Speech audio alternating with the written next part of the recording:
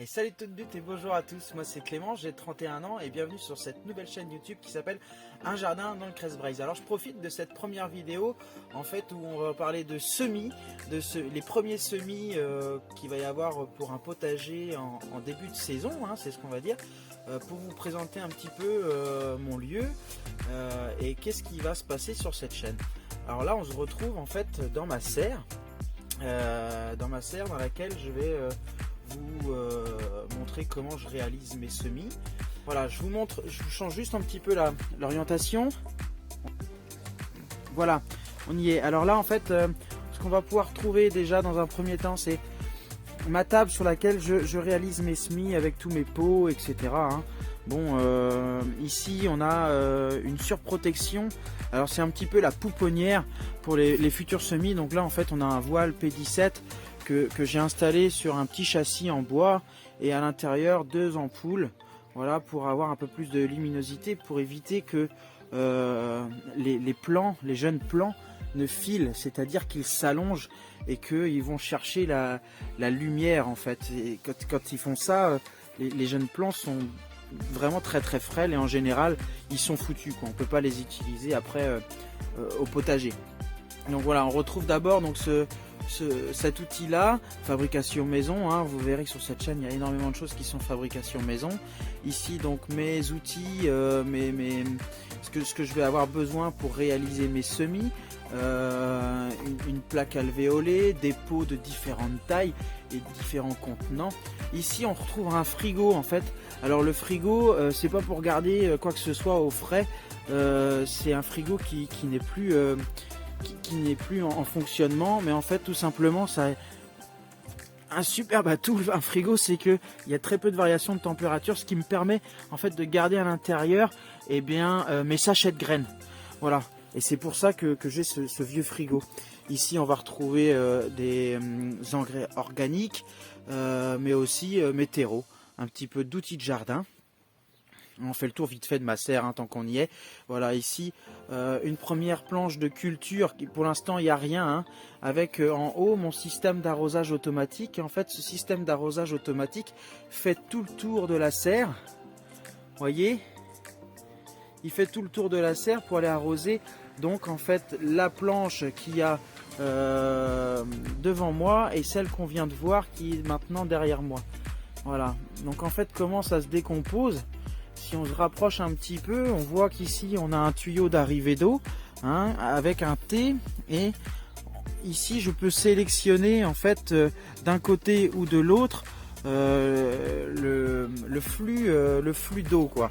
On part sur un tuyau ensuite d'arrosage et on termine avec un tuyau micro-poreux, ce qui fait que ça va faire comme un espèce de goutte à goutte au niveau des plants qui seront mis en place après sur la planche de culture. Voilà. Tout ça géré par un petit système ici d'arrosage. C'est plus ou moins automatique en fait, hein. C'est un programmateur qui me permet de régler la fréquence d'arrosage et le temps d'arrosage. Donc ça veut dire que par exemple je peux mettre à arroser pendant 10 minutes toutes les 12 heures. Voilà. Alors ça c'est tout nouveau, c'est quelque chose que je viens d'installer, je vais le tester cette année et ça va me permettre de vous faire peut-être un sujet tout au long de la saison sur cet arrosage automatique et vous donner un petit peu ce que j'en pense au fur et à mesure. Ici on a un petit moto-bêche. Alors faut savoir que chez moi on ne travaille pas le sol en profondeur, c'est-à-dire qu'il n'y a pas d'usage de la bêche, il y a plutôt un usage de grelinette. Il n'y a pas de labour ni quoi que ce soit, c'est un travail superficiel sur la première couche du sol, quoi, hein. Donc en fait cette moto-bêche me sert simplement à venir casser un petit peu la première croûte qu'il pourrait y avoir sur le dessus du sol pour préparer mes lits de semences ou mes planches de culture. Pour l'instant en extérieur on a surtout on n'a pas grand chose, on a un petit plant d'artichaut ici. Ici mes planches de culture sont pour l'instant bâchées pour tout l'hiver, ce qui me permet d'éviter de désherber au moment où la saison va reprendre. On voit là-bas qu'il reste un petit peu de chou fourragé, puisque sur cette chaîne, ça me permet de faire un petit mot là-dessus aussi. On parlera d'animaux qu'il peut y avoir dans le monde rural. Ça peut être des animaux de la basse-cour. Hein, on vient d'entendre un coq là, qui vient de chanter. Donc il y aura effectivement des petits sujets. Et voilà, il recommence. Donc il y aura des petits sujets sur les coqs, sur les poules, etc. Mais on pourra aussi parler de chèvres, de moutons, d'oies, de canards. Voilà, il y a même des lapins. Ça pourra faire l'objet de certaines vidéos. On pourra même passer par l'apiculture, vous voyez. Donc une chaîne qui vous permettra peut-être de découvrir plein de sujets intéressants. On fait le tour vite fait, hein, très rapidement du potager. Donc là, j'ai pas grand chose ici. C'est un petit bac aromatique. On a la ciboulette qui repart, le romarin.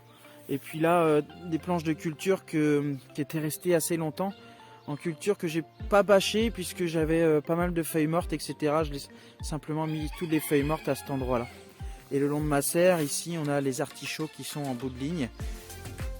Voilà, donc on retourne dans la serre et on va démarrer nos semis. Je vais juste vous remettre dans le bon sens. Voilà. Hop, je vous place.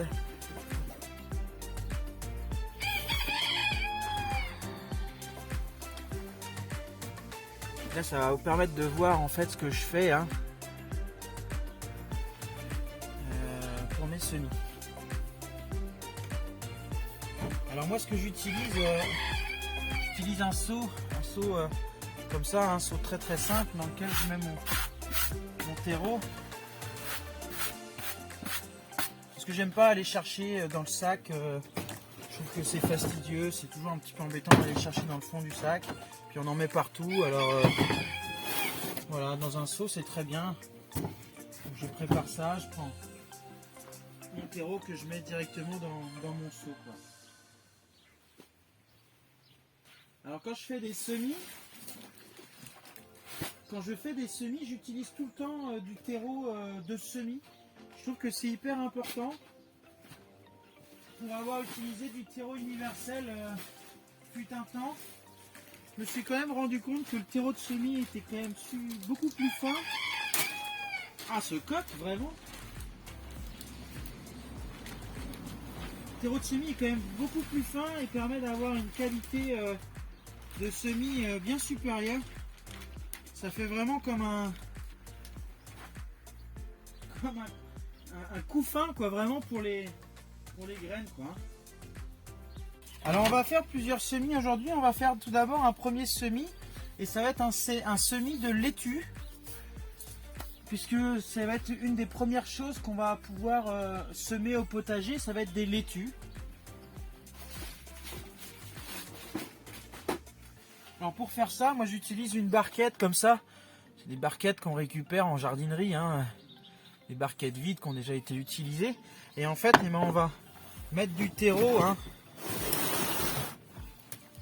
à l'intérieur de cette barquette.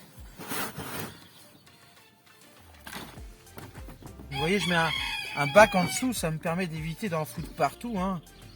Au moins, quand j'ai terminé, je peux remettre mon terreau qui est allé un peu partout autour. Je peux le ramasser, quoi, hein. C'est plus propre. Voilà. Donc là, j'ai un terreau de semis qui vient d'une jardinerie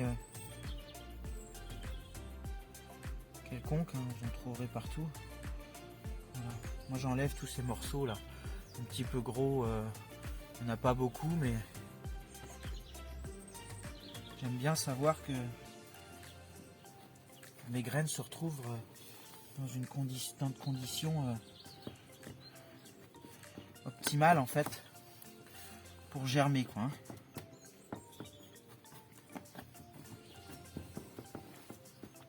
Vous voyez, voilà. Alors là, ce que je fais, c'est que je vais aller chercher ma semence de laitue dans mon fameux frigo. Hop.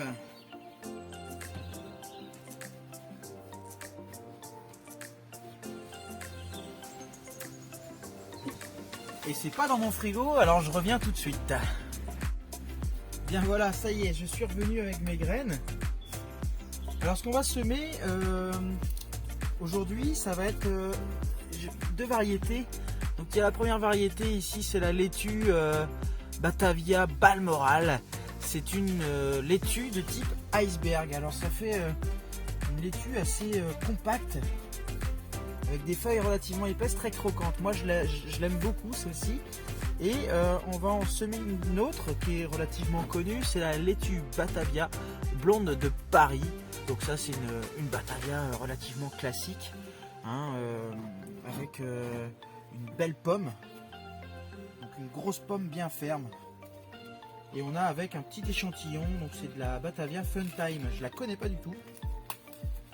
Et ben je vous propose qu'on essaye tout ça. Et on va faire déjà dans un premier temps la Batavia Iceberg.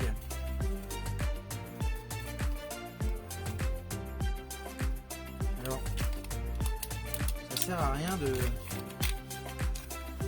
sur un semis de salade de vouloir semer trop de rue, puisque après il faudra éclaircir si c'est trop serré. Donc voilà, il vaut mieux y aller assez tranquillement, en essayant de ne pas faire trop de paquets, puisque ce sera d'autant plus difficile à éclaircir si on se retrouve à faire des paquets de graines. On va en mettre peut-être un petit peu dans le milieu. Enfin, voilà, c'est pas trop mal. Vous voyez ce qui me reste dans la main, j'ai pas mis grand chose, hein.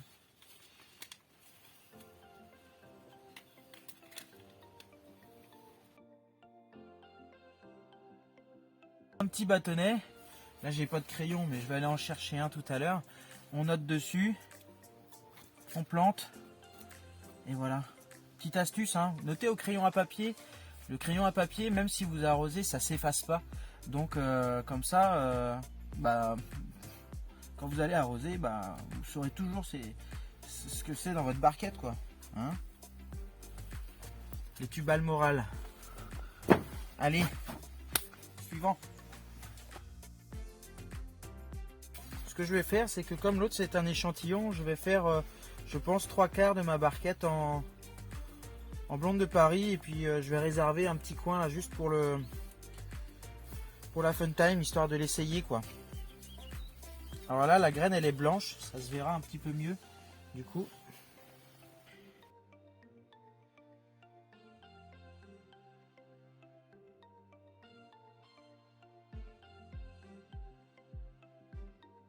Voilà, on va continuer avec les légumes du soleil, hein. Alors bon, pour situer un petit peu, ici on est en Bretagne, centre Bretagne, donc nord-ouest de la France. On est sur des températures qui sont pas très élevées encore à la période ici, mais malgré tout ce sont les légumes du soleil. Donc l'aubergine et le poivron, ce sont les deux espèces là que je vais semer aujourd'hui, hein. Aubergine, poivron. Hop, dans le sens là ce sera mieux, voilà. Et pourquoi je démarre maintenant? Parce que en fait ce sont deux cultures qui mettent assez longtemps à pousser. L'aubergine et le poivron, c'est pas des violents, hein. Ils prennent leur temps. Donc du coup, moi ce que je fais, c'est que je les sème, voilà, début février là. Je les mets dans des godettes 7 comme ça, de cette taille là, godettes de cette taille là, hein. Et puis je les mets là dedans. Une fois qu'ils sont semés là, ça va au chaud. Donc j'ai la chance d'avoir une véranda, donc mes plants vont là-bas, mes plants vont au chaud dans la véranda. Donc là ce que je fais, hein, je prends mon godet, je le remplis bien, je tasse comme ça. Et là mon pot est prêt à accueillir les graines. Vous voyez, on remplit bien, on tasse un petit peu, on tapote comme ça, c'est pour chasser un petit peu l'air ou les... Voilà. motte qui se mettrait là-dedans.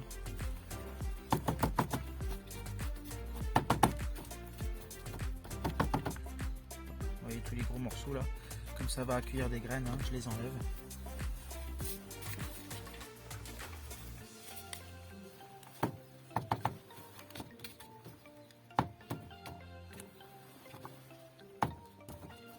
Allez, je vais pas rester pour vous montrer ça. Donc ici, j'ai semé mes poivrons et ici mes aubergines. J'ai profité en même temps pour aller chercher mon petit crayon de papier. Voilà, comme ça je vais pouvoir noter parce que comme je vous disais, c'est important de noter sur les barquettes qu'est-ce qu'on sème. Donc ici, on a semé poivrons, aubergines et ce que je fais, c'est que là, je prends pas mon tamis, c'est des graines qui sont un petit peu plus grosses, hein. Je viens comme ça, juste recouvrir mes godets et ça va bien, hein.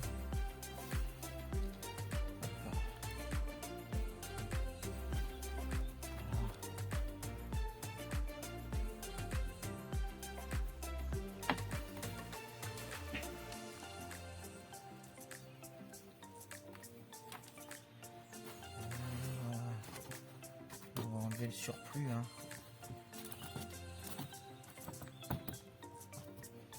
Surtout, ce qu'on va faire, c'est qu'on va venir tasser un petit peu la terre. Pas trop non plus, hein, faut pas faire les bourrins, mais de façon à ce que quand on arrose, l'eau reste à l'intérieur du godet.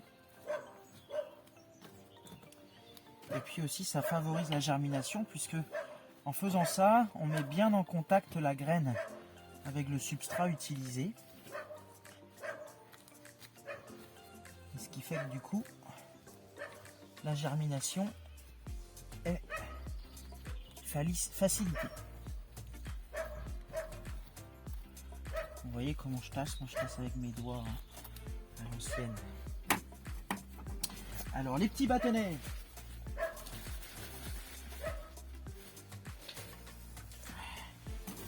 Petit bâtonnet, petit crayon.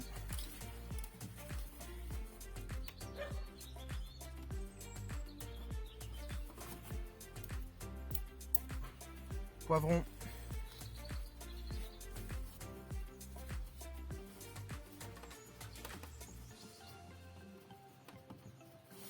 Hop, aubergine. On profite pour noter tout à l'heure ce qu'on a mis ici. Laitue. Balmoral. Iceberg. Hop. Ici, la petite, c'était l'échantillon Fun Time ou Fun Team. Et ici, la laitue blonde de Paris.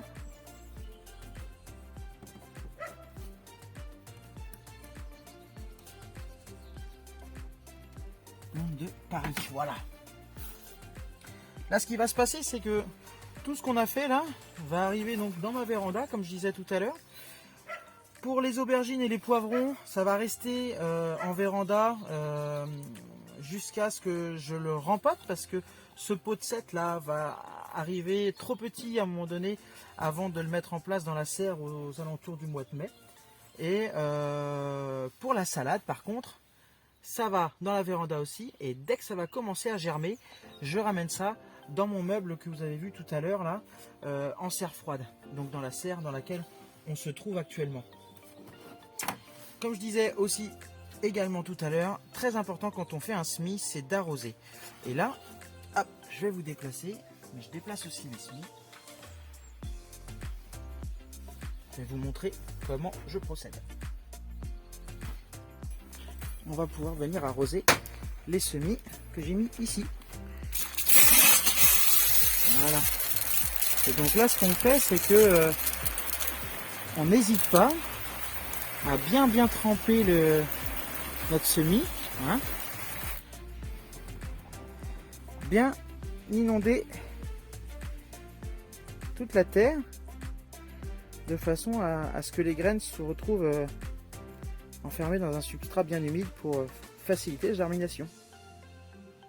Et bien voilà, ces semis sont maintenant terminés. Je vais aller les mettre au chaud à l'intérieur de la maison, au niveau de la véranda. Comme ça, ils vont avoir de la lumière et de la chaleur.